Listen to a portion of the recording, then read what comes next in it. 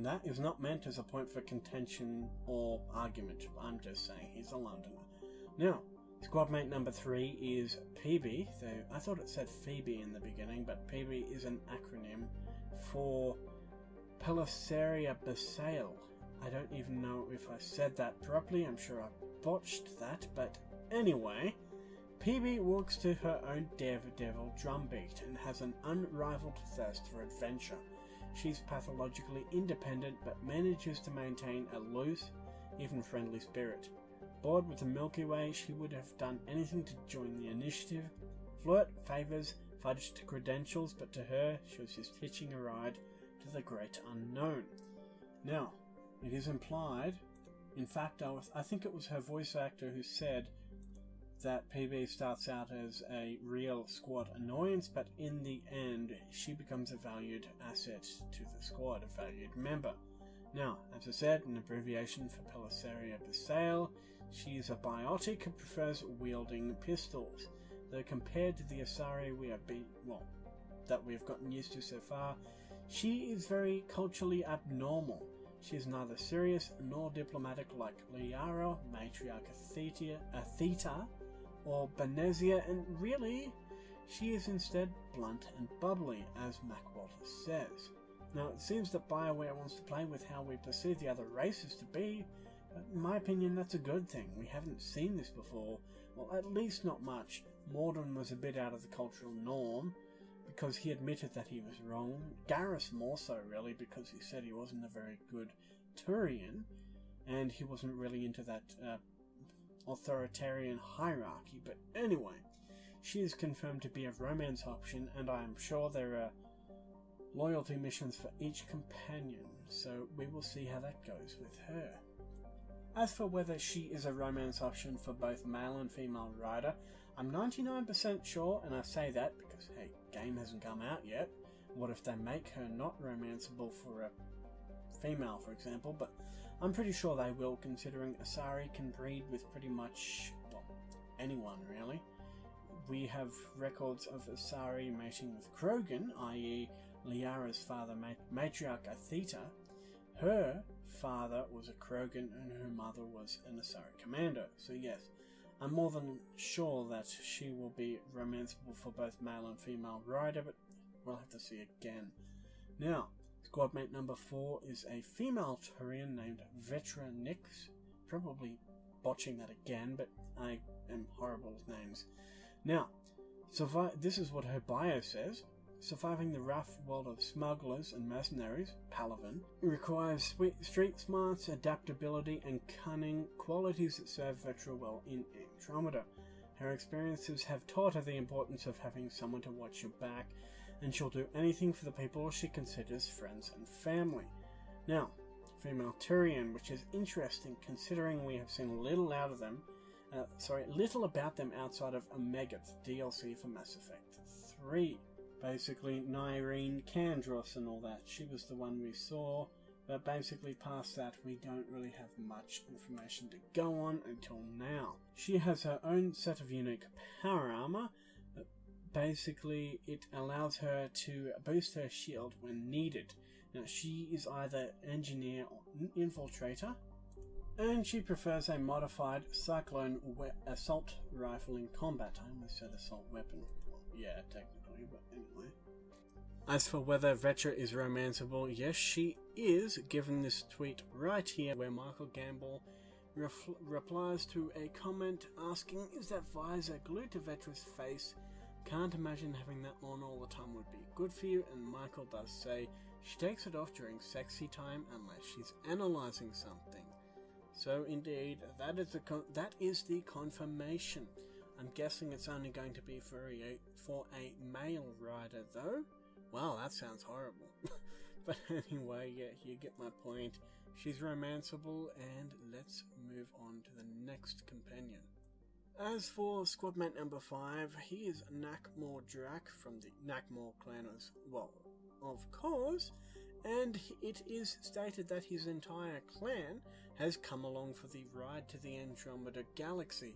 Now, what we know from Mass Effect 2 is that the Nakmor clan is old and powerful despite their small size, with the ambassador openly saying one of our ancestors, I forget his name specifically, fought off Turian platoons, entire platoons, and that made them basically legends, with the reason being no one has wiped them out so far despite their small size, being that the other Krogan clans have really been afraid of them, or at least basically associating them with such power that, well, why mess with them? They'll wipe us all out. So anyway, there's Old and then there's Drack. The elder Krogan spent more than 1400 years causing a ruckus in the Milky Way galaxy, wearing the title of soldier, mercenary, and at times pirate.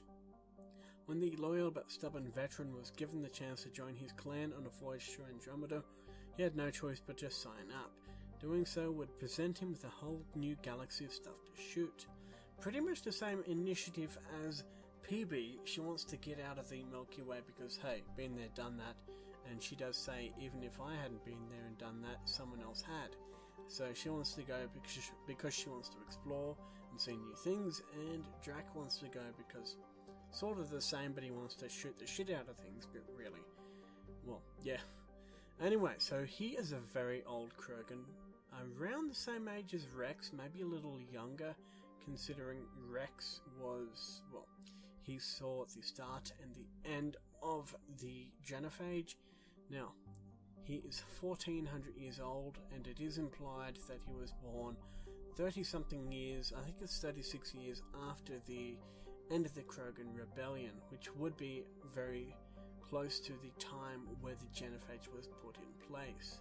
Now, anyway, basically, he is described as a one Krogan army, with the video I'm going to add a link to in the description, featuring male rider saying, well, I don't need an army, I have a Krogan. Now, Drack wears a suit adorned with cat bones and prefers shotguns. It is implied that basically a vanguard had basically been sent out before the main initiative left, because there are many characters, several worlds where humans seem to have been set up already, particularly with this one encounter where female rider is having an altercation with a human warlord, a female who, as I said, seemed to have been set up for quite some time. As for whether that's only a few months or maybe even a year or so or more, we will see, but Drack, it seems, since he has cat bones all over his armor, has had altercations with them in the past. He doesn't like them, and he has dedicated himself to wiping them out, in other words. So Game Informer has said there is a loyalty mission for Drack, which will improve your relationship between him and the squad, and this will unlock a brand new skill tree. Now, I think it was Fraser, a Canadian GM, who said we're being pretty hush-hush on who does and doesn't have a romance, so I can't say, but if we did, it would be called a cromance. Personally, I think that maybe it would be applicable, maybe, just maybe. I'm 50-50 because, as I said before, Asari and Krogan can breed, which does imply female humans and Krogan can breed, but so far there has been no references to it, nothing to say so, particularly in the previous games. Now, Drack does wield what may be an upgrade to the Claymore shotgun, which in previous games was a single shot shotgun that had been implied to break people's arms because of how powerful the kickback and the recoil was.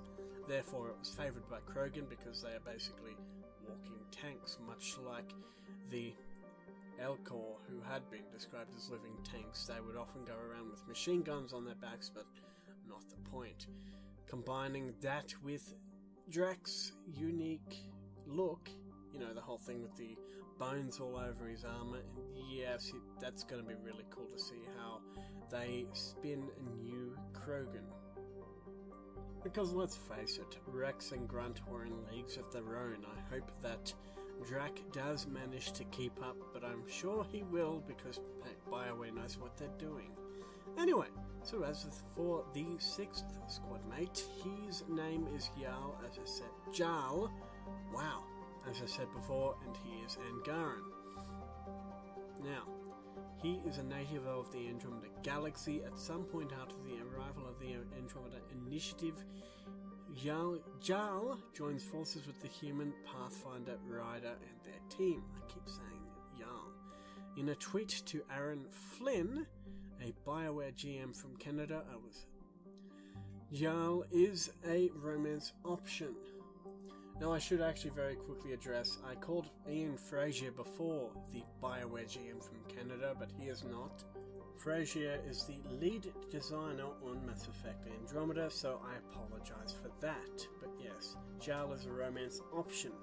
Now, that is really all we have in regards to Jaal, except for a few pictures that I will be able to post, featuring him and indeed him in his armor with a sniper rifle, implying that he will kind of take Garrus's / Legion's role in a way as Team Sniper. As for any other squad mates, more details are thin on the ground, but Frazier's tweet that he likes to take Cora plus a redacted squad mate when playing his Vanguardius to Vanguard whoever Vanguarded. I hope I can put that tweet up there to confirm that, but I have so. I'll put it up there. Now, Vanguardius Vanguard who Vanguarded build is possibly a clue as to who that is. Walters says it is possible that he will return, but, well, as I said before, it will take time, considering the game has gone gold now, but again, he may be a Solarian.